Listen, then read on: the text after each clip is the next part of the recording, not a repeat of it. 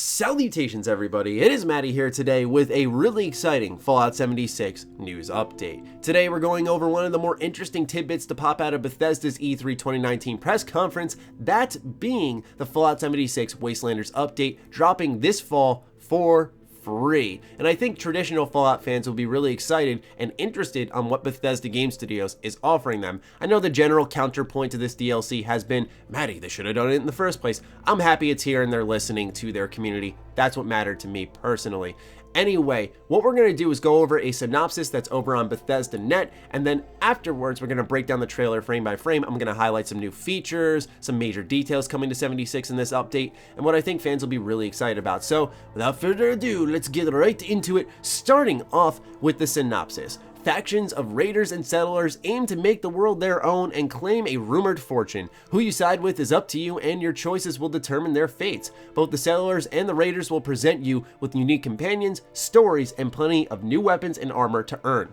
Wastelanders will fundamentally change the way you experience Fallout 76 and it's set to arrive in fall of 2019. So naturally we can tell based off the trailer we see a raider side and we see a settler side, and generally it's going to be the good side is the settlers and then the bad side is the raiders. So there is going to be some choice on how you shape the wasteland. What's interesting is upon entering some areas in the wasteland, we've actually learned that there are going to be raiders that we have to fight off. So I wonder if what happens is, let's say we side with the raiders, do settlers start populating areas and we have to take them out? It'll be interesting to see how the world reacts to the choices in that manner. But anyway, early on in the trailer, we actually meet the two presumable leaders of these factions. We have the settler leader, Daniel, here, and then we actually don't know the name of the raider leader, but since they're the main faces shown in the trailer and they're the ones who do some of the dialogue and show off the conversation system, I'm going to imagine that these two are the major leaders of both their respective factions.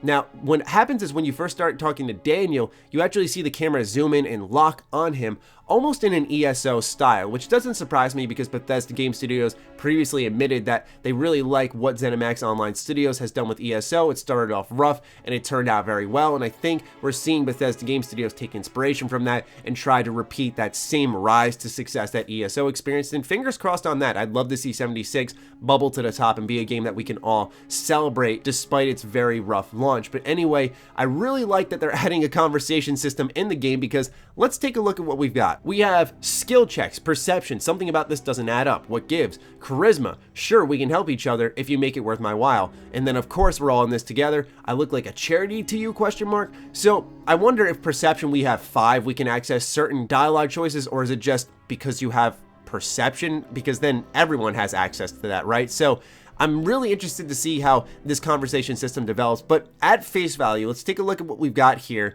It's 4 dialogue choices. It looks like there's room for more in this text box. There's a silent protagonist. There's no Fallout 4 dialogue system where it's A, B, X, Y, and they're all short little blurbs of what you think you might be saying.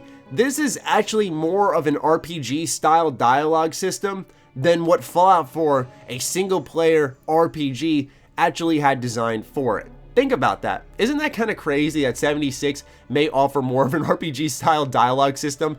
It kind of blows your mind when you think about it that way. Not that the choice and consequence will be there, not that the writing will be fantastic. That is something you just have to experience when it comes out. But like I'm saying, at face value, I like what I'm seeing. It's exactly what we've been looking for. The reason there was so much rise to hype for the Outer Worlds is not only because it looks fantastic, but because it brought us back to a time in New Vegas where it felt like there was conversations that mattered. There were tons of dialogue options. Seeing a dialogue box like what we're seeing here in 76 was such a rare sight, and that was the first sighting of something like that in forever, it felt like. So seeing 76 take a little bit of a page from that book and apply it to their own game. In fact, they've done it previously. We know that with Fallout 3. I'm very, very, very happy to see that. So this is certainly a positive change for the game, and one that I think can really benefit things. But of course, it's not bug free. We can see over here, her face has yet to load in. So, you know, it's all right. It's 76, you know, they're gonna struggle, I guess. One thing I didn't note was the camp life. We saw something similar to what we noticed in the settlement system in Fallout 76,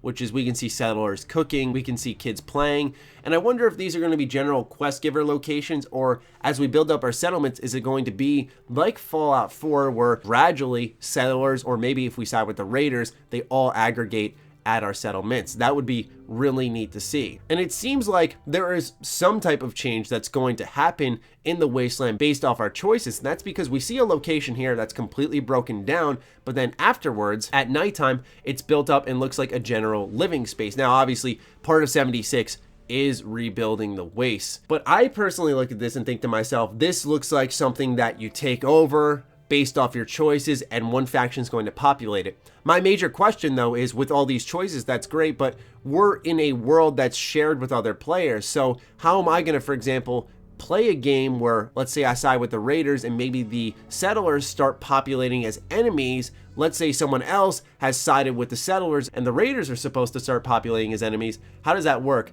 I think it's generally just going to be settlers are nice guys. Raiders are still going to attack you and they're not associated with the guy who maybe you're teaming up with. I don't know, but it's just things that have crossed my mind because choice and consequence is exciting, but in this type of online environment, it's hard to make it super impactful where the world has ripple effects all around you based off that single choice you made. There's also a brand new weapon coming to Fallout 76 that I think folks will be really excited about. It's a bow and arrow. I thought this was really awesome. I always wanted a bow and arrow in Fallout 76. For those of you who don't remember, there was actually speculation videos I was making a long while ago before the game had come out, and I was talking about how it would be awesome to see survival weapons like a bow and arrow. We know there's a crossbow in the game, but a bow and arrow is perfect for 76. It's that type of makeshift weapon that you can create in the fly. Granted, it doesn't look very makeshift or as janky as I thought it would. You know, you got that perfectly created wood there. But anyway, it looks really cool. So I'm excited to see that there's going to be stealth options, more fun options for PvE at least. I don't think this will be the most prevalent PvP weapon. Now, this was an interesting pickup that I wouldn't have made if I didn't have my dad, who did this as a hobby when I was a little boy, you know, running around with poop in my pants. He used to sluice gold, and I noticed that this pan looked really familiar, and I did a little Google search, and it looks like some of the gold sluicing equipment that he actually used to use, and I believe that definitely is indicated in this trailer because afterwards we see this Wastelander pick up something out of there very tiny and inspect it. So I wonder if gold prospecting, gold sluicing is actually going to be a thing. For those who don't know, you'd actually have to put your sluice pan in running water, you'd collect some of the sediment and you'd sift it out and you'd find hopefully gold in there. And I wonder if that's going to be a thing in 76 now. Just a little pickup from yours truly. I thought this was actually really interesting and I felt quite experienced in life when I noticed something that I don't think many others will pick up on, but it's just something I wanted to point out as a new activity, a new feature that you can experience in Fallout 76.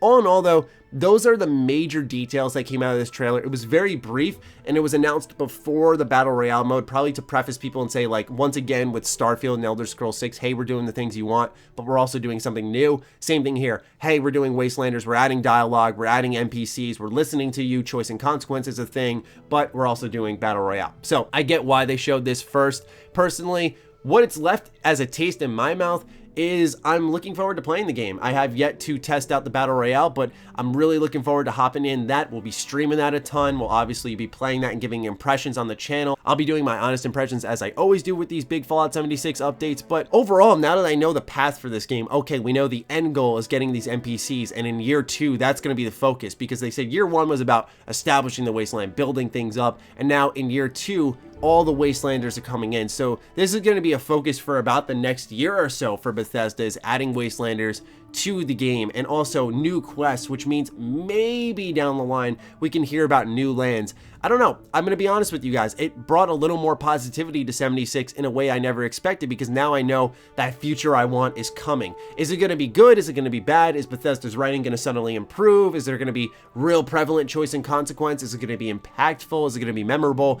All those questions remain unanswered and will change my opinion as I do experience it. But as a fan of Fallout who wanted this in 76 in the first place and seeing it come so soon, I am very happy about that. Now, I had heard, speaking of it coming so soon, that this was the plan from the beginning. This was not something that they're just slapping on based off feedback, but rather something they had always planned on. Now, take that as you will. That's just personally what I heard, and I wanted to make sure I shared that with all of you. But anyway, ladies and gentlemen, that is your Fallout 76 Wastelanders update broken down by yours truly. Very excited for the future of this game. Cannot wait to hop in. I'd love to hear your thoughts on this in the comments down below. I'm sure some people will be salty that I'm a little more positive on this game, but whatever, it happens. I'd love to hear your thoughts nonetheless. Fire away. Other than that, follow me on Twitter, like me on Facebook. Those links are in the description down below, along with my Patreon. Do consider supporting that as it fuels all the content I create here. Stay sexy, stay active. I love you all. Peace.